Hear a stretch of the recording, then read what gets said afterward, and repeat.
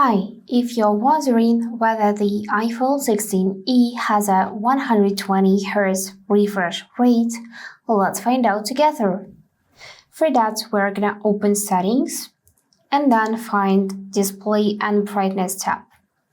Now look for any options related to refresh rate setting. On this iPhone 16e, you won't find any option to adjust the refresh rate because the model supports a standard 60 Hz display.